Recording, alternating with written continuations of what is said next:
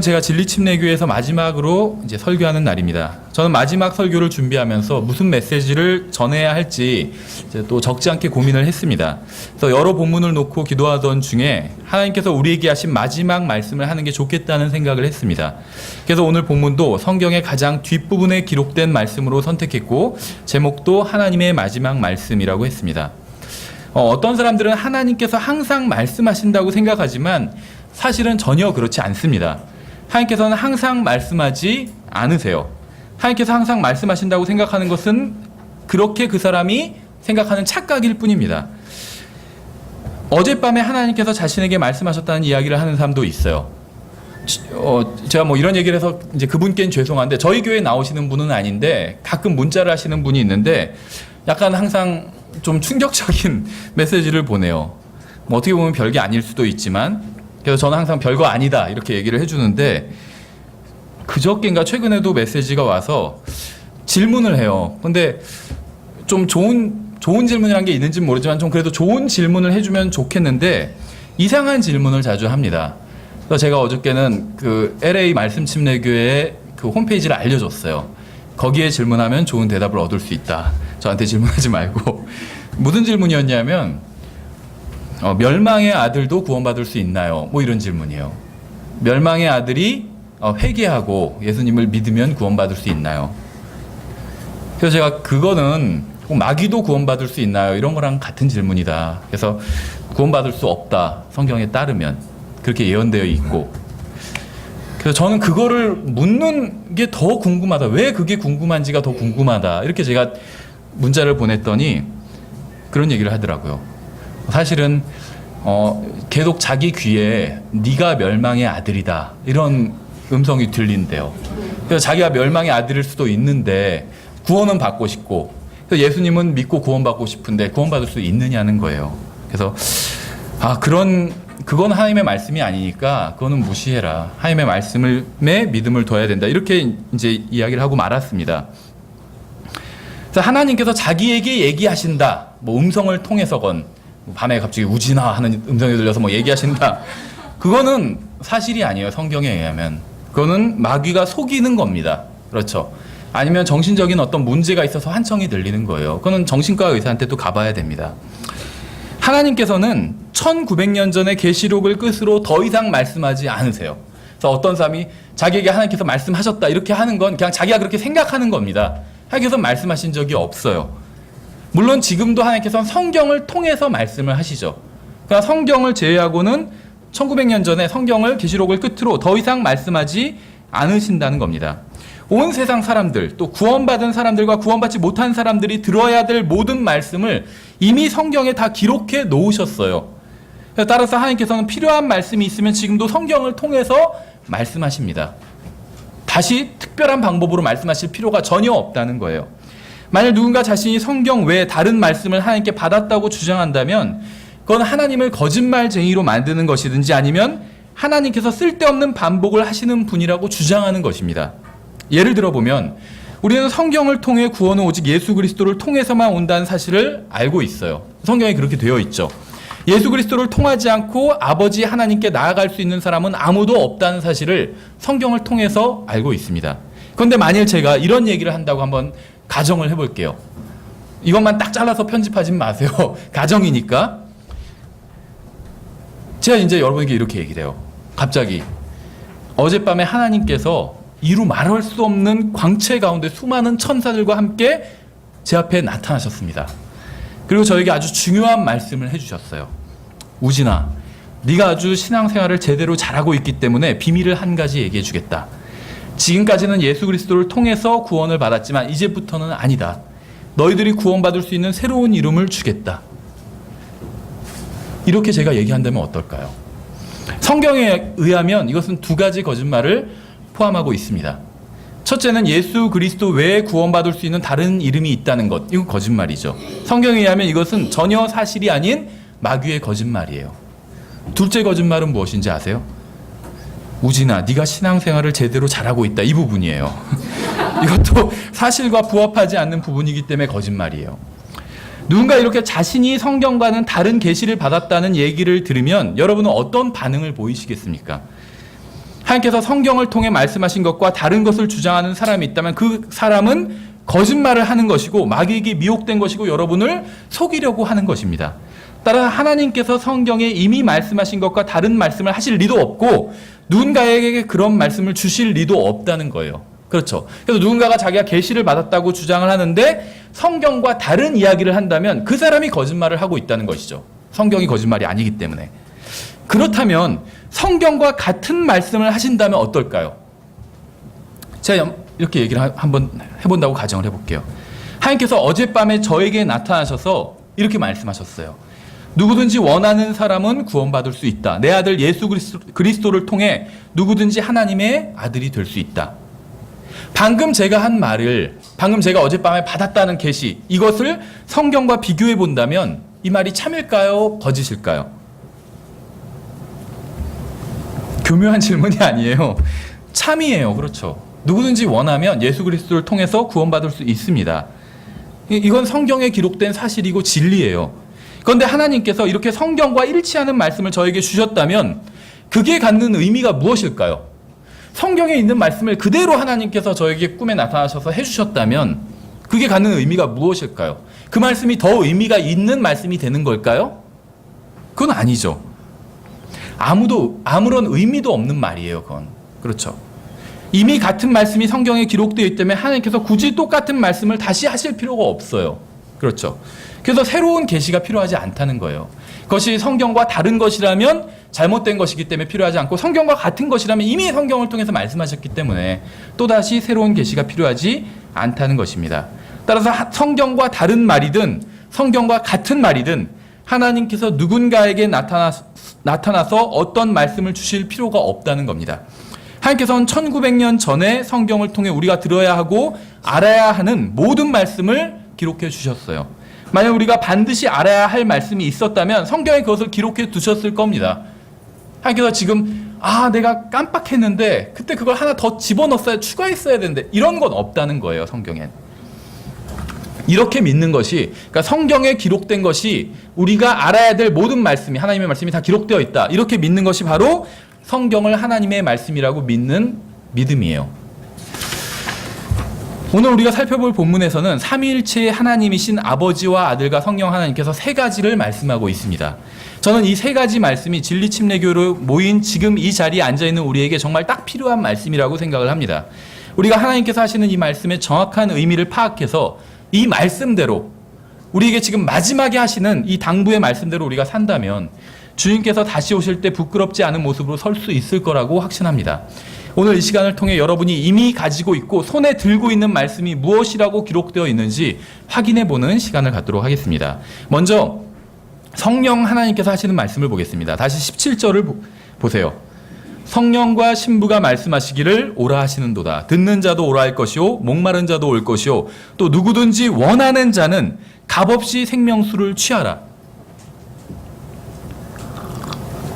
성령 하나님께서는 사람들에게 마지막으로 말씀하시면서 가장 중요한 말씀을 하고 계세요. 사람에게 있어서 가장 중요한 것은 구원입니다. 구원받고 나면 구원은 시작에 불과한 것이 돼요. 그렇죠? 그러니까 구원이라는 것이 구원을 받고 나면 가장 작은 것이 될 수 있어요. 어떤 의미에서. 시작이기 때문에. 그런데 구원받기 전에 아직 그 시작도 하지 않은 사람에게 있어서 구원은 모든 것을 의미한다고 해도 과언이 아닐 겁니다. 구원받지 않으면 영적 성장이나 하나님의 말씀을 깨닫는 것이나 예수 그리스도와 교제를 나누는 것이나 아니면 교회에서 봉사하고 섬기는 것이나 이런 것들은 아무런 의미가 없게 됩니다. 구원받지 않았다면 아무런 의미가 없다는 거예요. 성경은 구원받지 않은 사람에게 가장 중요한 것이 바로 구원받는 일이라고 말씀하고 있어요. 복음서에 여러 번 나오죠. 마태복음 16장에서는 이렇게 말씀하고 있어요. 사람이 만일 온 세상을 얻고도, 생각해 보세요. 온 세상을 얻고도래요. 그렇죠. 무슨 단순히 복권에 당첨되고도 이런 차원이 아니에요. 온 세상을 다 정복해서 얻고도 자기 혼을 잃으면 그에게 무슨 유익이 있겠느냐. 이런 존재가 하나 있죠. 전 우주에서. 혼은 아니지만 온 세상을 얻고도 자기 자신을 잃어버리게 되는 존재, 마귀죠. 혹은 사람이 무엇을 주어 자기 혼을 대신하게 하겠느냐. 누가복음 9장에서는 이런 식으로 표현하고 있어요. 사람이 만일 온 세상을 얻고도 자기를 잃거나 버림을 받으면 그에게 무슨 이득이 있겠느냐. 구원받지 않은 사람에게 있어서 가장 중요한 일은 구원받게 되는 일입니다. 이것보다 더 중요한 일은 존재하지 않아요. 여러분이 아직 예수 그리스도를 구원자로 영접하지 않았다면 여러분이 생각하는 중요한 문제라고 생각하는 것들, 그것은 정말 중요한 문제가 아닙니다. 정말 중요한 문제는 여러분이 구원받게 되는 일이에요. 구원받지 않았다면. 이 세상에서 원하는 모든 일을 다 이룬다 해도 구원받지 못하고 지옥에 가게 된다면 아무런 소용이 없기 때문입니다. 좋은 대학에 가고 좋은 직장을 잡고 좋은 사람과 결혼하고 좋은 집에 살고 좋은 차를 타고 다녀도 죽어서 지옥에 가고 나면 아무런 소용이 없어요. 심지어 온 세상을 얻는다 해도 죽어서 하늘나라가 아닌 지옥에 간다면 결국 모든 것을 잃게 되는 것입니다. 그래서 예수님께서는 사람이 만일 온 세상을 얻고도 자기 혼을 잃으면 그에게 무슨 유익이 있느냐, 혹은 사람이 무엇을 주어 자기 혼을 대신하게 하겠느냐, 사람이 만일 온 세상을 얻고도 자기를 잃거나 버림을 받으면 그에게 무슨 이득이 있느냐, 이렇게 말씀하신 거예요. 제가 진리침례교회를 생각할 때 가장 안타깝게 생각하는 게 무엇인지 아세요? 구원받지 않은 채 교회에 나온 사람이 있다는 겁니다. 비단 진리침례교회에만 그런 사람이 있는 게 아니라 모든 지역교회 내에는 구원받지 않은 사람이 있어요. 이건 어쩔 수 없는 일입니다. 근데 그게 저는 안타깝다는 거예요. 아마 제가 새로 시작하게 될 분당 침례교회에서도 구원받지 않은 채 다니는 사람이 생기게 될 겁니다. 그렇게 되게 돼 있어요. 물론 교회에 아예 나오지 않는 것보다 나오는 게 훨씬 더 나은 일이기는 하지만 구원받지 않은 채 교회에 나오는 분들을 보면 정말 안타까운 마음이 든다는 겁니다. 구원받지 않은 채 교회에 나오는 사람도 여러 부류가 있어요. 첫째는 자신이 구원받지 않았다는 사실을 아는 사람입니다. 비록 자신은 구원받지 않았지만 가정의 평화를 위해서, 남편이나 아내나 어머니나 아버지를 기쁘게 하기 위해서 효도 차원에서 교회에 나온 사람들이 있어요. 효도 차원에서 침례받는 경우도 있어요. 효도 침례라고 부른다고. 네, 봤어요. 예전에 침례를 어떤 분이 받았는데 다시 한번 물어보니까 그냥 어머니 때문에 받았다, 이런 분도 있더라고요. 이런 사람들은 자기가 구원받지 않았다는 사실을 알면서 나옵니다. 둘째 부류는 자신이 구원받지 않았다는 사실을 잘 모르는 분이에요. 그러면서 나와요, 교회. 그저 교회에 열심히 나오면 언젠가는 구원을 받겠거니 하고 생각을 합니다. 열심히 다니다 보면 또 다니면서 열심히 봉사하다 보면 언젠가는 구원을 받을 거라고 생각해요. 혹은 자신이 열심히 교회에 다니고 있기 때문에 구원 받았을 거라고, 자기가 하는 걸 보면 이렇게 열심히 교회에 다니니까 구원받았을 거라고 생각하는 사람도 있습니다. 열심히 봉사하고 있기 때문에 구원받았을 거라고 생각하는 사람도 있어요. 심지어 어떻게 구원받았는지 알기 때문에 구원받았다고 생각하는 사람도 있습니다. 성경은 구원받는 방법을 알면 구원받을 수 있다고 되어 있지 않아요. 복음을 많이 들어서 단지 복음을 아는 것과 마음으로 믿는 것은 전혀 다른 문제입니다. 성경은 받아들이는 자들, 곧 그분의 이름을 믿는 자들에게 하나님의 아들이 되는 권능을 주신다고 말씀하고 있습니다. 믿는 것은 받아들이는 거예요. 구원은 어떤 것에 있지 않습니다. 구원은 예수 그리스도 안에 있어요. 그래서 그분을 인격적으로 만나야 구원받을 수 있습니다. 그분에 대해서 아는 것으로는 충분하지 않아요. 예수님을 유일한 구원자. 내가 그냥 다른 방법으로도 구원받을 수 있었는데 그냥 예수님이 좋아 보여서 그냥 예수님 믿고 구원받으란다, 이러면 구원받지 못한 겁니다. 예수님을 유일한 구원자로 받아들인 적이 있는 사람이 예수님을 믿는 사람이고 구원받은 사람이에요. 여러분이 아무리 성경을 많이 알고 아무리 오랫동안 교회에 다녔다 해도 실제로 예수님을 유일한 구원자로 받아들인 적이 없다면 태어난 적이 없는 것이고, 그럼 구원받은 게 아니에요. 자신이 죄인이라는 사실을 아는 것으로는 충분하지 않습니다. 예수 그리스도께서 죄인들을 구원해 주시기 위해서 십자가 위에서 피를 흘리고 죽으셨다는 사실을 아는 것만으로도 충분하지 않아요. 이것은 병이 들었는데 그 병을 고칠 수 있는 의사를 알고 있는 것과 같습니다. 병을 고칠 수 있는 의사를 안다고 해서 자동으로 병이 낫게 되는 게 아닌 것처럼 단지 구원받는 방법을 알고 있다고 해서 구원받게 되는 게 아니라는 겁니다. 실제로 의사를 찾아가서 치료를 받아야 병이 나을 수 있는 것처럼 예수 그리스도를 만나고 그분을 받아들이고 그분을 믿어야만 구원받을 수 있다고 성경에 되어 있어요. 이렇게 하지 않고 자기가 구원받았다고 생각한다면 그건 절대 구원받은 게 아닙니다. 예수 그리스도 외에는 구원의 길이 없습니다. 예수 그리스도를 믿고 그분을 개인적인 구원자로 받아들이는 것 외에는 구원받을 수 있는 방법이 전혀 없어요. 꿈에서 하나님이 나타나셨다 해도 그건 구원이 아닙니다. 예수님을 내가 구원자로 받아들인 적이 없다면, 만약 아직까지 예수님을 개인적인 구원자로 받아들인 적이 없다면 이 문제를 한번 진지하게 생각해 보세요. 다른 어떤 문제보다도 이것이 가장 중요합니다. 생각해 보세요. 제가 나중에 하늘나라에 갔는데 만약에 이 안에 계신 분 중에 거기서 만나지 못할 분이 있다면 얼마나 안타깝겠어요. 그렇죠? 가장 중요한 것을 잃어버리기 전에 자신의 혼이죠. 가장 중요한 것. 가장 중요한 것을 잃어버리기 전에 예수님을 구원자로 받아들이시기 바랍니다. 어떤 분께는 이런 얘기가 지겨울 수도 있을 거예요. 이미 구원받았는데 왜 또 구원 얘기를 하는지 모르겠다고 하는 분이 있을 수도 있습니다. 제가 가장 존경하는 목사님이 있는데 그분은 오랫동안 꾸준히 하나님의 말씀으로 양떼를 양육해 왔습니다. 그분이 목회하는 교회는 대부분의 성도들이 구원을 받았어요. 제가 그렇게 설교하는 걸 들었어요. 자기가 아는 한 지금 자기 그 교회에 앉아 있는 성도들이 다 구원받았다고 얘기를 하더라고요. 자기가 한 명씩 다 확인을 해봤대요.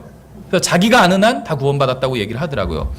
그 교회 성도들은 대부분이 교회에서 섬기는 일을 해요. 아이들 빼고 대부분은 다 섬기는 일을 합니다.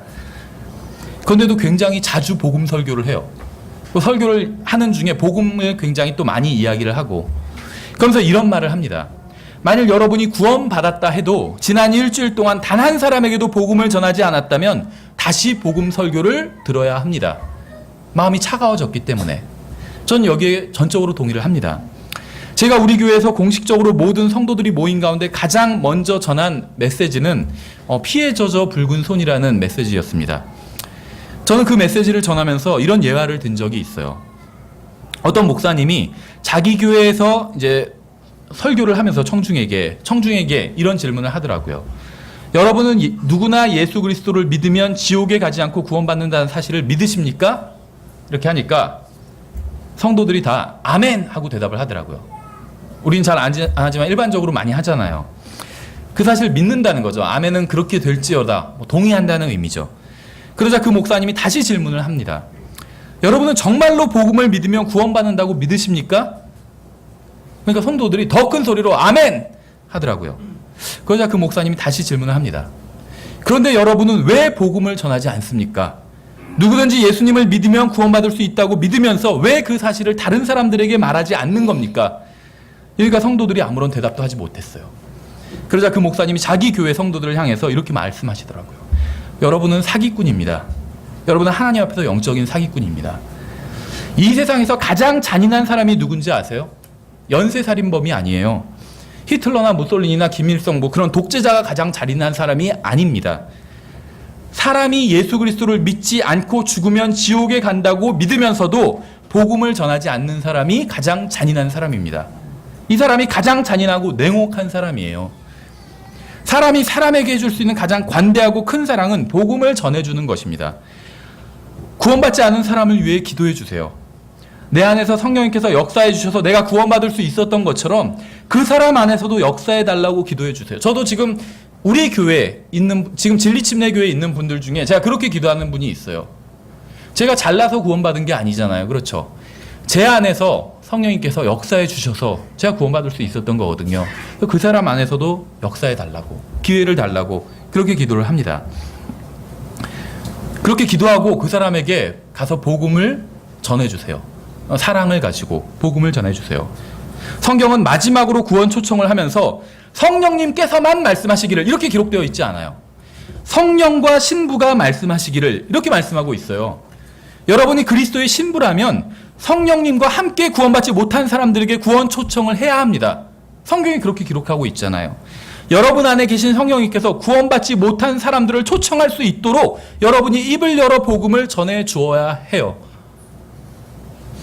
우리가 얼마나 자주 하나님의 계획을 망치는지 아세요? 제가 사실 교회를 시작하면 가장 먼저 강조하고 싶은 거예요. 저도 잘 못하는 거기 때문에. 무엇이냐 하면 누군가 우리 교회에 방문했을 때 우리가 그 사람을 반갑게 맞이하고 복음으로 함께 교제를 나누지 않는다는 거예요. 생각해 보세요. 성경에 의하면 우연이란 없죠. 누군가 우리 교회에 나왔을 때 그냥 우연히 나온 게 아니에요. 그 사람을 데리고 오기 위해서 그 가족 혹은 친구가 오랫동안 10년, 20년, 어떤 사람은 30년 동안 기도해서 데리고 나오는 경우가 있어요. 하늘에서 하나님께서 응답을 해주셨기 때문에 그 사람이 우리 교회에 나올 수 있었던 거겠죠. 성경식으로 본다면 하나님께서 그러신 거예요. 예를 들면 어느 교회에 가라. 진리침례교회에 가라. 분당침례교회에 가라. 그러면 그곳에서 너를 맞아서 복음을 전해줄 사람이 있을 것이다. 이유진이라는 사람이 너를 반갑게 맞아서 복음을 전해줄 것이다. 성경에 나오죠. 베드로가 너를 맞아서 얘기해 줄 거라고 하잖아요. 베드로에 가서 물어보라고. 근데 갔더니 베드로가 아는 체도 안 해요. 아, 저 왜 우리 교회 왜 안 나? 막 이렇게 생각하고. 그런데 하나님의 역사가 어떻게 이루어지겠어요? 그렇죠. 우리가 그런다는 거예요. 하나님의 역사를 망쳐버린다는 거예요. 여러분이 복음을 전해 주어야 됩니다. 입을 열어 복음을 전해 줘야 돼요. 성경에서는 항상 복음을 누가 누구에게 복음을 전하더라 이렇게 할 때 뭐라고 하냐면 입을 열어라는 표현을 써요. 입을 열지 않고는 복음을 전할 수 있는 방법이 없습니다. 여러분이 복음을 잘 받아들이게 하기 위해서 선한 행위를 할 필요가 있어요. 그렇죠. 근데 선한 행위를 한 것은 복음을 전한 게 아니에요. 성경에선 그들이 선한 행위를 함으로 복음을 전하더라 이런 건 나와 있지 않아요. 그러니까 우리가 좋은 간증을 얻기 위해선 선한 행위를 해야 되지만 입을 열지 않고는 복음을 전할 수 있는 방법이 없어요. 그래서 입을 열어 복음을 전했다. 성경은 사도행전에 보시면 계속해서 반복해서 그렇게 말씀하고 있어요. 그래서 여러분의 입을 열어서 다른 사람에게 복음을 전해 주어야 돼요. 먹는 데만 사용하지 말고 입을. 제가 주로 그런 것 같아요. 주 사용이 90%가 먹는 데만 사용하는 것 같아요. 복음을 전하는 데도 사용해야 돼요. 아니면 성령님께서 역사하실 수가 없다는 겁니다. 만약 아직 이 자리에도 구원받지 않은 사람이 있다면 제가 간곡하게 말씀을 드리겠습니다. 어쩌면 제가 말씀드릴 수 있는 마지막 기회일지도 모른다고 생각하기 때문에 간곡하게 죽어가는 사람이 죽어가는 사람에게 말한다는 그 심정으로 말씀을 드릴게요. 어쩌면 복음 아직 이 자리에 있는 분 중에 복음을 받아들이지 않은 분은 저와는 다시는 만나지 못할 수도 있습니다. 그렇죠. 하늘나라에서도 만나지 못하고 이 세상에서도 만나지 못할 수도 있어요. 그래서 간곡하게 말씀을 드립니다. 하나님께서 예수 그리스도를 통해 다 이루어 놓으신 일을 받아들이기만 하면 됩니다. 여러분이 할 수 없는 것, 스스로 구원을 이루는 것, 그걸 할 수 없었기 때문에 예수님께서 여러분을 대신해서 죄가 되셔서 십자가에서 죽으신 것이에요. 그것을 단순히 받아들이기만 한다면 구원해 주시겠다고 성경에 약속하셨어요. 부모님께서 나에게 돈을 주시면 내가 감사한 마음으로 받았던 것처럼 어렸을 때 그렇죠. 하나님께서 예수 그리스도를 통해 주시는 선물을 감사한 마음으로 받으면 됩니다. 그럼 구원받을 수 있는 거예요. 내가 무엇인가를 할 수 있다는 자기 의를 버리고 하나님의 의인 예수 그리스도를 받아들이세요. 어떻게 받아들인지 모르겠다는 분이 간혹 있습니다. 인간의 몸을 입고 오신 예수 그리스도를 나를 지옥으로부터 구원할 수 있는 유일한 구원자로, 개인적인 구원자로 받아들이면 돼요. 그렇게 말을 하면 됩니다. 하나님께. 그러면 모든 것이 변할 겁니다. 인생이 변하고 죽어서 가는 곳이 변하고 하나님을 향한 마음이 변할 겁니다. 아직도 구원받지 않은 채 이 자리에 앉아 계신 분들께 제가 마지막으로 드리고 싶은 말씀은 이것입니다. 예수 그리스도를 개인적인 구원자로 받아들이세요. 다행히 지금은 누구나 원하면 예수님을 믿고 구원받을 수 있는 기회가 아직은 열려 있습니다. 하나님께서 주시는 구원의 선물을 받으세요. 그래서 구원받으세요. 두 번째, 이제 아버지 하나님께서 하시는 말씀을 보겠습니다. 다시 18절과 19절을 보겠습니다. 18절부터 내가 이 책의 대언의 말씀들을 듣는 모든 사람에게 증언하노니 만일 어떤 사람이 이것들에다 더하면 하나님께서 이 책에 기록된 재앙들을 그에게 더하실 것이요 만일 어떤 사람이 이 대언의 책의 말씀들에게서 빼면 하나님께서 생명책과 거룩한 도시와 이 책에 기록된 것들로부터 그의 부분을 빼시리라. 이 말씀의 기본적인 의미는 하나님의 말씀에서 더하지도 말고 빼지도 말라는 겁니다. 그렇죠. 일단 기록된 그대로를 보면. 근데 우리가 이 말씀을 영적으로 적용하면 이제 더욱 풍성한 삶을 살 수가 있습니다. 먼저 짚고 넘어가야 될 것은 이 말씀은 구원의 영원한 보장을 다루고 있는 말씀이 아니라는 겁니다. 예전에 어떤 분에게 이제 질문을 받은 적이 있어요. 그래서 이 말씀을 인용하면서 만일 자신이 하나님의 말씀에 더하거나 빼면 구원을 잃어버리게 되느냐는 것이에요. 근데 그분도 이제 좀 문제가 있었던 게 그냥 읽고 자기가 순종하기 싫으면 순종하지 않으면 되지. 그러니까 순종하지 말라는 건 아니에요. 그냥 넘어가면 되지. 막 표시를 해서 막 박박 지어놨더라고요. 성경에 이렇게 줄을 그어서. 그래서 자기가 그렇게 하나님의 말씀을 삭제했는데 변개시켰는데 그럼 자기는 구원을 잃어버리게 되냐 그렇게 묻더라고요. 이상한 거 많이 물어보죠. 이상한 거 많이 물어봐요. 근데 이상한 거 물어볼 때 어떻게 답변해야 되는지 한 가지 그 비결을 알려드리면 바로 생각이 안 나면 다시 질문을 하세요. 그게 왜 궁금한데요? 이렇게 그럼 그 다음 이게 내가 왜 궁금했지 생각하는 동안 저도 이제 생각하는 거예요. 뭐라고 얘기할까. 그런데 그러니까 이 말씀이 계시록 22장 18절 19절 말씀이 구원의 영원한 보장을 부인하는 그런 말씀이 아니냐. 하나님의 말씀을 삭제하거나 변개하거나 더해 넣으면 구원을 잃어버리게 된다는 말씀이 아니냐. 이렇게 물었던 거예요. 근데 이러한 질문을 하는 이유는 복음을 제대로 이해하지 못했기 때문입니다. 복음을 제대로 이해하면 자신이 구원을 잃어버리게 될 거라는 생각을 하지 않게 됩니다. 저는 이러한 질문을 하는 사람은 구원받지 못했다는 이야기를 하는 게 아니에요. 구원받는 것은 단순합니다. 누구든지 예수 그리스도만 믿으면 구원받을 수 있어요. 제가 말하고 있는 것은 이러한 질문을 하는 사람은 복음을 제대로 이해하지 못했다는 거예요. 복음의 원리를 이해하지 못했다는 겁니다. 하나님의 말씀에서 더하거나 빼는 것은 죄입니다. 그렇죠. 지옥에 던져지기에 마땅한 죄예요. 하지만 성경에는 지옥에 던져지기에 마땅한 죄가 이것만 있는 게 아닙니다. 거짓말하는 자들도 불호수에 던져진다고 성경은 말씀하고 있어요. 그럼 같은 질문을 해야 되죠. 제가 거짓말을 하면 불호수에 던져집니까? 이렇게 질문해야 되죠. 성경이 그렇게 되어 있으니까. 거짓말하는 자들은 불호수에 던져진다고 말씀하고 있잖아요.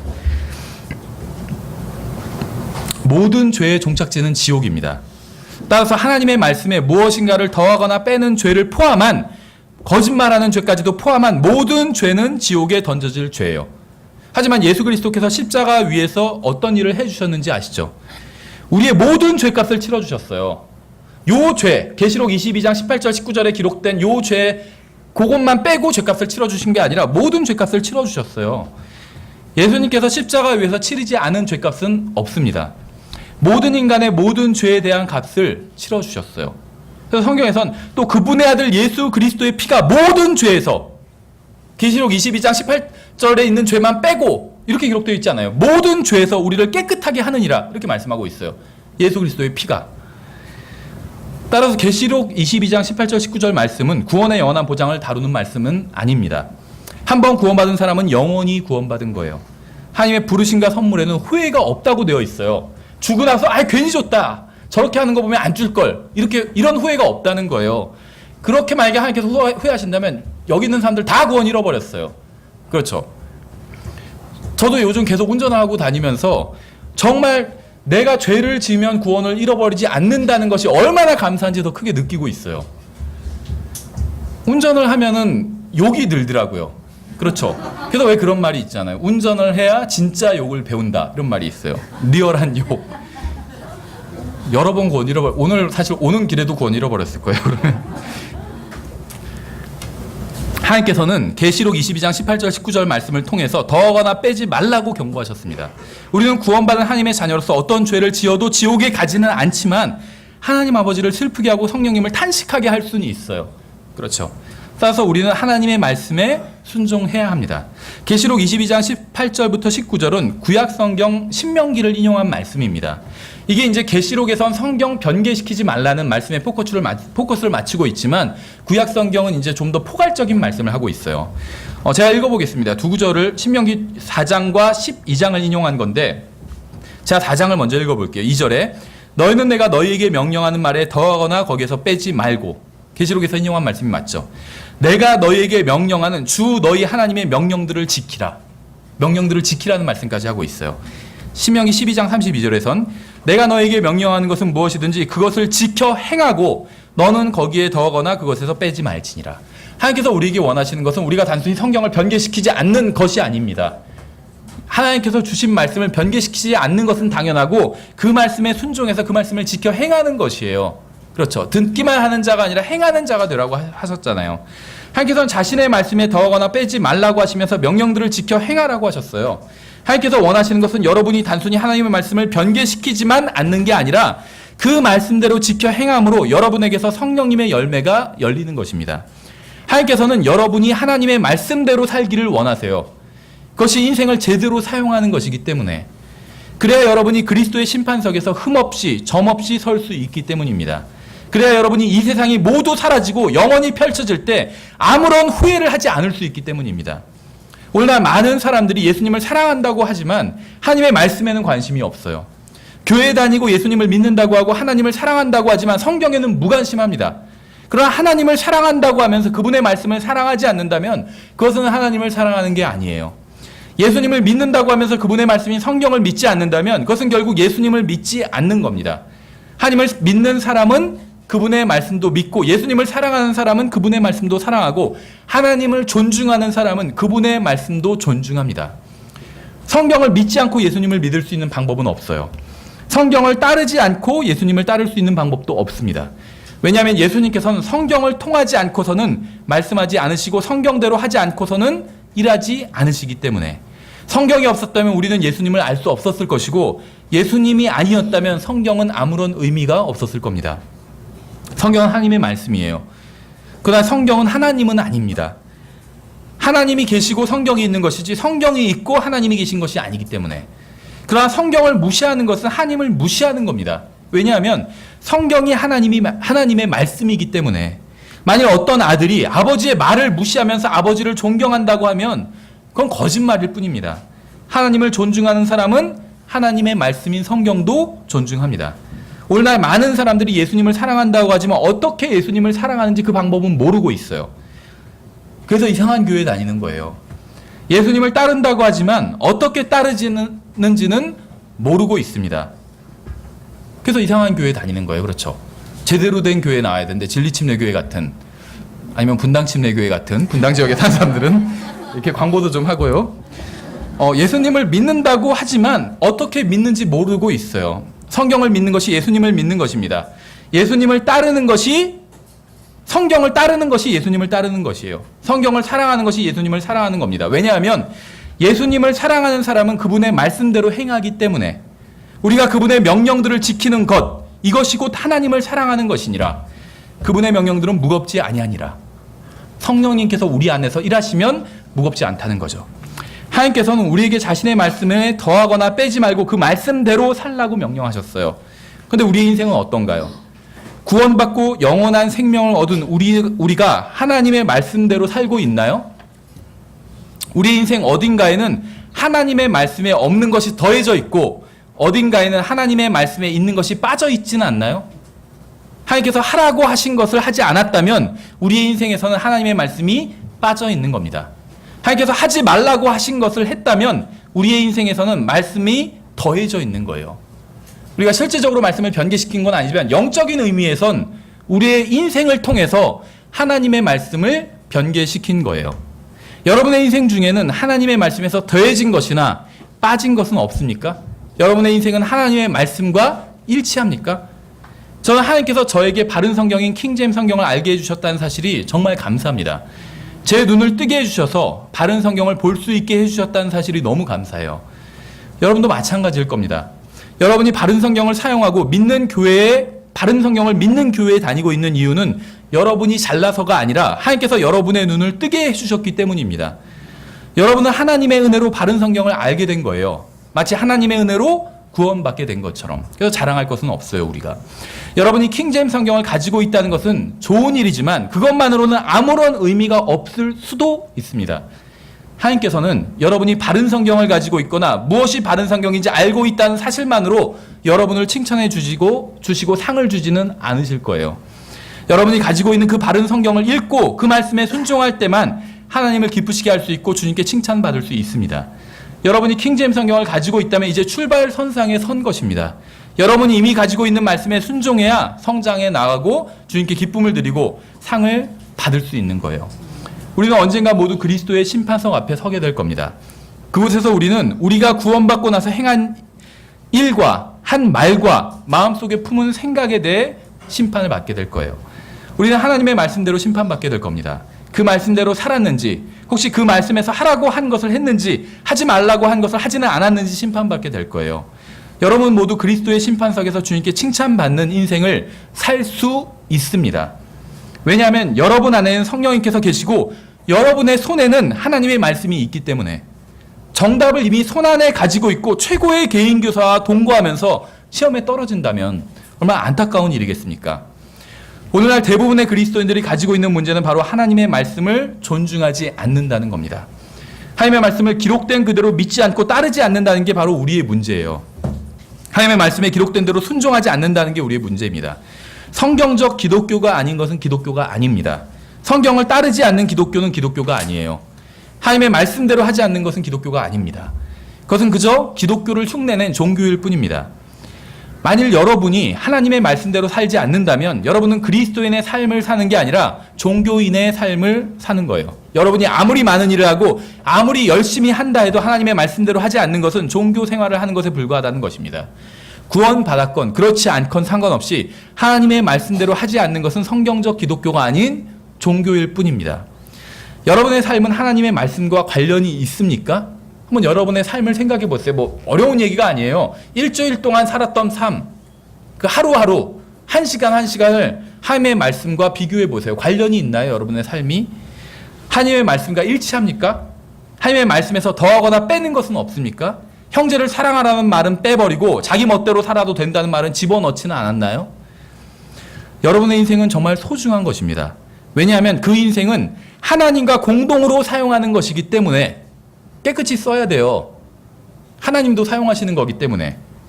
여러분이 구원받기 전에는 여러분 안에 성령님께서 계시지 않았지만 구원받고 나서는 성령님께서 거하고 계십니다. 성령님께서는 여러분의 인생이 최고의 인생이 될 수 있도록 하실 수 있습니다. 여러분이 구원받을 때 예수 그리스도를 믿었던 것처럼 이제 다시 한번 하나님의 말씀을 믿고 여러분의 인생을 성령님께 맡긴다면 여러분의 인생은 최고의 인생이 될 거예요. 단지 하찮고 작은 결정 사항만 성령님께 맡기는 것이 아니라 인생의 가장 중요한 문제를 맡긴다면 여러분은 결코 후회하지 않는 삶을 살 수 있을 겁니다. 여러분이 하나님의 말씀대로 산다면 여러분이 이 세상에서 많은 것을 이루지 못해도 여러분은 성공한 거예요. 하나님의 말씀대로 산다면 좋은 대학에 가지 못해도 성공한 겁니다. 하나님의 말씀대로 산다면 돈을 많이 벌지 못해도 성공한 겁니다. 하나님의 말씀대로 산다면 좋은 직장에 다니지 못해도 좋은 집에 살지 못해도 좋은 차를 타지 못해도 성공한 겁니다. 인생에 대한 진정한 평가는 이 세상에서가 아닌 그리스도의 심판석에서 이루어지기 때문에 그곳에서는 아무리 좋은 대학에 가지 못한 아무도 자기가 좋은 대학에 가지 못한 것이나 좋은 직장을 잡지 못한 것이나 좋은 집에서 살지 못한 것을 후회하지 않을 거예요. 그리스도의 심판석에서 내가 좀 더 좋은 대학을 나왔어야 했는데 좋은 차를 탔어야 됐는데 이런 후회하는 사람 아무도 없을 거예요. 그곳에서는 무엇을 후회하게 될지 아세요? 하나님의 말씀대로 살지 못한 것을 후회할 거예요. 내가 왜 하나님의 말씀대로 살지 못했을까? 너무 인생을 낭비해버렸구나 이렇게 후회할 거예요. 다행히 지금은 하나님의 말씀대로 살 수 있는 기회가 있습니다. 하나님의 말씀에 여러분의 인생을 한번 맡겨보세요. 하나님의 손에 여러분의 인생을 맡겨보세요. 결코 후회하지 않을 겁니다. 특히 젊은 형제님들, 하나님의 말씀에 여러분의 인생을 맡겨보세요. 하나님을 위해서 한번 인생을 사용해보세요. 개인의 영달만을 위해서 살지 말고. 세 번째, 이제 마지막으로 아들 하나님께서 하신 말씀을 한번 보겠습니다. 20절을 한번 다시 보겠습니다.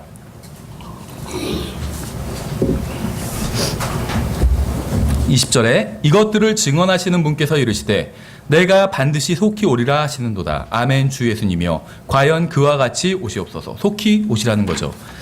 예수님께서는 다시 이 세상에 오실 것입니다. 2000년 전에는 우리의 죄를 대신 지시려고 오셨지만 다음에 오실 때는 심판하러, 이 세상을 심판하러 오실 겁니다. 그분이 다시 오시면 모든 게 바뀌게 됩니다. 문제라고 생각했던 것들이 문제가 아니게 되고 문제가 아니라고 생각했던 것들이 문제가 될 것입니다. 성경은 아모스서에서 하나님을 만날 준비를 하라고 말씀하고 있어요. 구원받았든 구원받지 않았든 모든 사람은 하나님을 만나게 될 겁니다. 예수님께서는 속히 오신다고 말씀하셨어요. 곧 오겠다고 하지 않으시고 속히 오시겠다고 하셨습니다. 속히. 곧이 아니라 속히. 순이 아니라 커밍 순이 아니라 퀴클리예요. 이것은 예수님께서 오실 때는 오실 때가 정해져 있다는 게 아니라 그분이 오실 때가 정해지면 빠르게 오시겠다는 겁니다.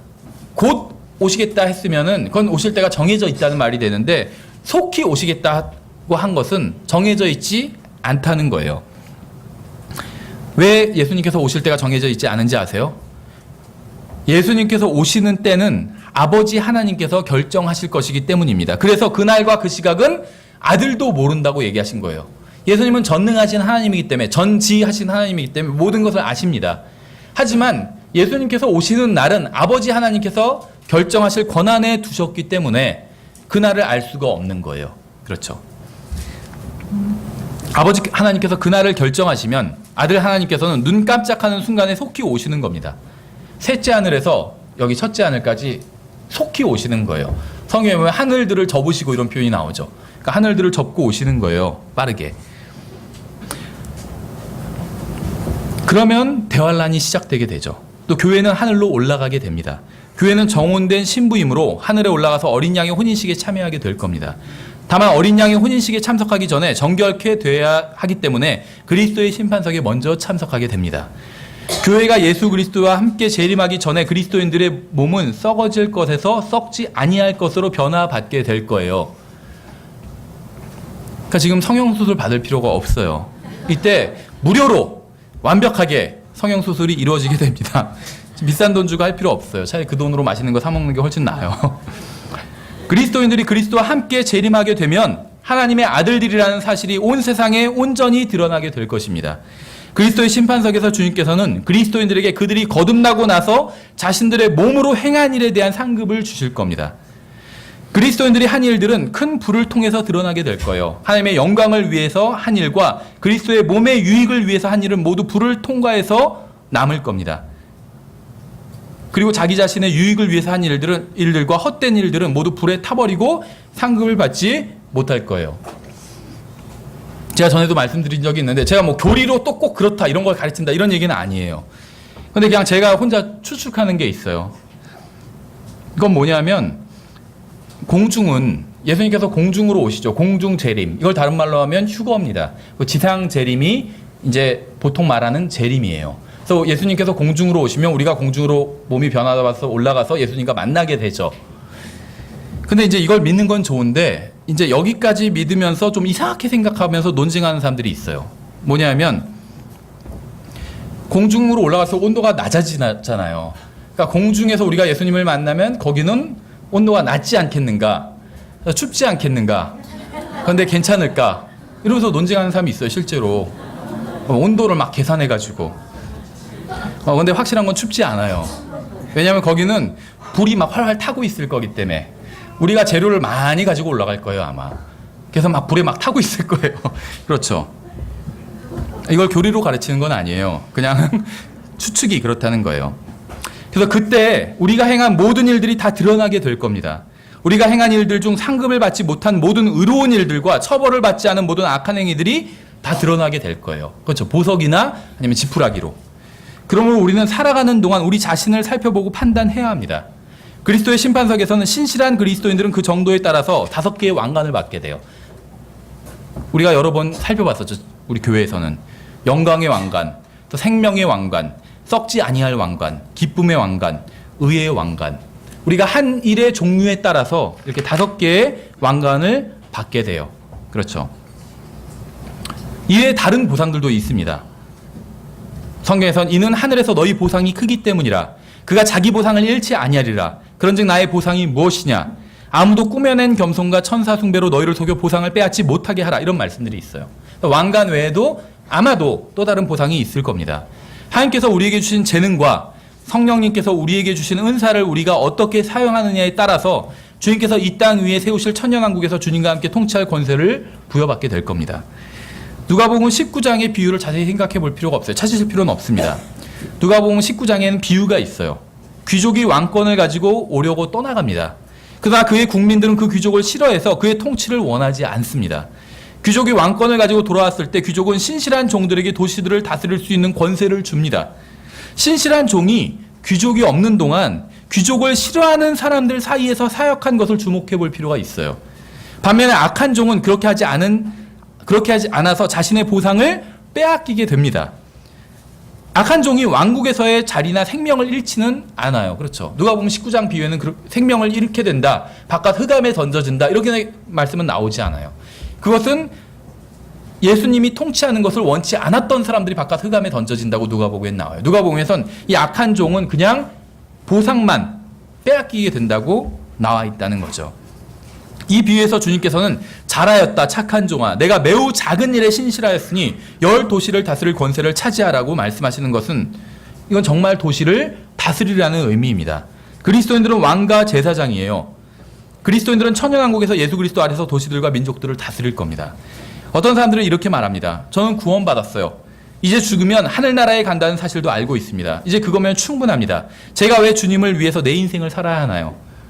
우리가 주님을 위해서 신실하게 살지 않는다면 주님께서 다시 오실 때 우리는 우리의 보상을 잃어버릴 수 있기 때문에 신실하게 살아야 됩니다. 어떤 사람은 또 너무 영적이라서 저는 그런 거 필요 없어요. 저는 아무런 보상을 주지 않아도 그냥 하나님 열심히 섬길 수 있습니다. 보상 안 주셔도 돼요. 이건 오히려 믿음이 아니에요. 주신다고 했잖아요. 그럼 그 주시는 거를 기쁜 마음으로 얻기 위해서 노력하는 게 그게 믿음이에요. 생각해 보세요. 아버지가 돈을 준다고 하시는데 됐어요. 안 주셔도 돼요. 그냥 아버지나 쓰세요. 그냥 하시면서 거절해요. 그렇죠. 선물은 받아요. 누가 선물을 준다고 하는데 무엇을 준다고 그러는데 그냥 거절해요. 됐어요. 안 줘도 돼요. 그냥. 그건 예의가 아니죠. 진정한 믿음은 하나님께서 정말 좋은 걸 주신다고 그러면 정말 기대를 가지고 그 말씀을 믿는 거예요. 받아들이는 거예요. 그렇죠. 구원은 주님께 속한 겁니다. 하나님께서 하신 일은 영원한 거예요. 그리스도의 심판석에서 모든 것이 다 타버려 아무런 보상을 받을 것이 없는 사람도 자신의 혼은 구원을 받게 됩니다. 그러나 자신을 사랑해서 목숨까지 주신 주님 앞에서 아무것도 드릴 것이 없이 선다는 것은 얼마나 민망한 일입니까? 우리가 그 자리에서 무엇을 드려야 되는지 아시죠? 왕관을 드려야 돼요. 왕관을. 우리에게 주셨던 그 왕관을 우리가 다시 돌려드리잖아요. 왜 왕관을 다시 돌려드리는지 아세요? 우리가 주님 앞에서 주님의 명령대로 순종했을 때 왕관을 주시잖아요. 5가지 왕관을. 그렇죠. 근데 그걸 왜 돌려드리는 줄 아세요? 주님께? 왕관을 받고 나서 가만히 생각해 보니까 이게 내가 한 게 아니에요. 그렇죠. 주님께서 내 안에서 하신 일이에요. 그래서 다시 주님께 돌려드리는 거예요. 그렇죠. 그리고 오직 주님께서 내 안에서 하신 일만이 왕관을 받을 수 있는 일로 드러나게 됩니다. 선한 일이 왕관을 받게 되는 것이 아니라 주님께서 내 안에서 하신 일, 내가 주님께 내 자신을 내어드려서 주님께서 내 안에서 하신 일, 그것만이 보상으로 드러나게 된다는 겁니다. 우리가 행한 일들이 주님께 기쁨이 되려면 우리는 성경대로 행해야 합니다.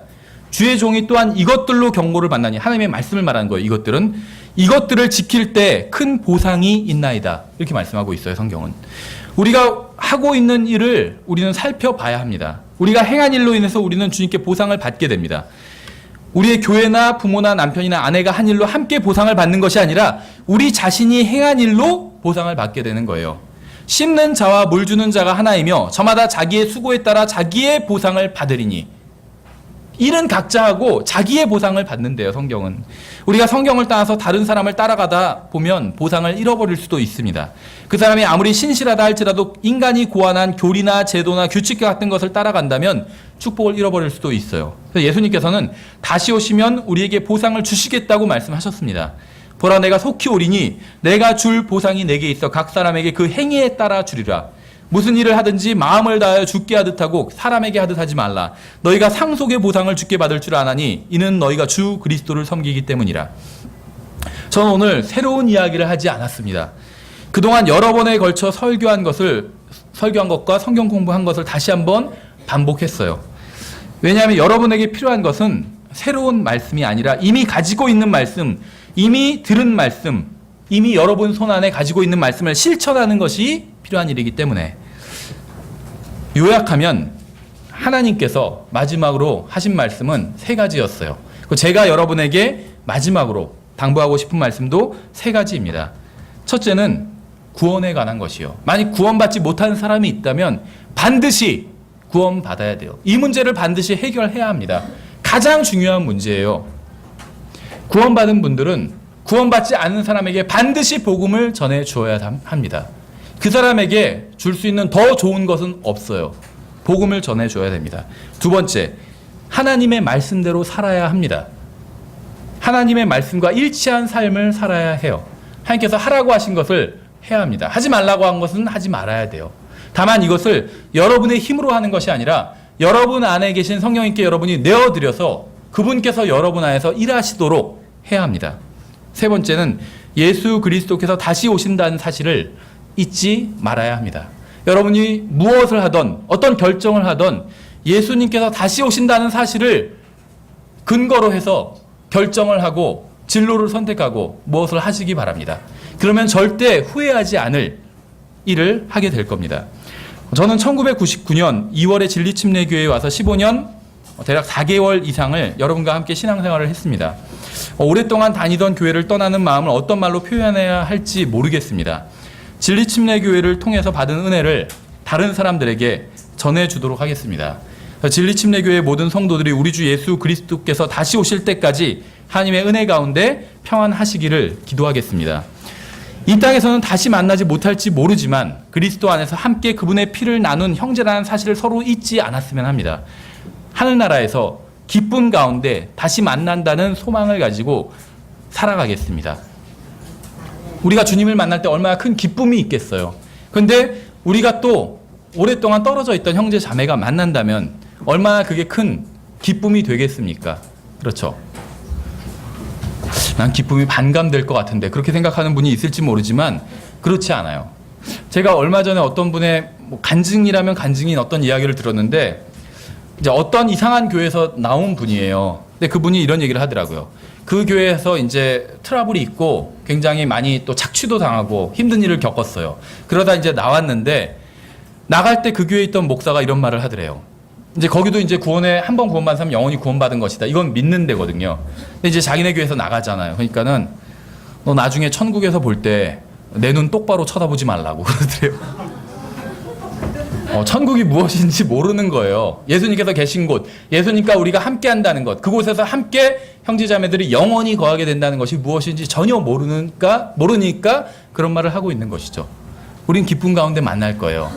저 사람 안 봤으면 좋겠다 생각하는 형제자매가 있다 할지라도 우리는 기쁨 가운데 만나게 될 거예요. 왜냐하면 우리가 변화될 때 우리의 마음도 변화될 것이기 때문에. 그래서 하늘나라에서 예수님과 또 우리가 지상에선 비록 싫어하던 형제자매가 있다 할지라도 그런 모든 형제자매들과 주님의 피로 하나 된 모든 사람들과 함께 영원히 행복하게 살 수 있는 마음으로 우리의 마음이 변화될 것입니다.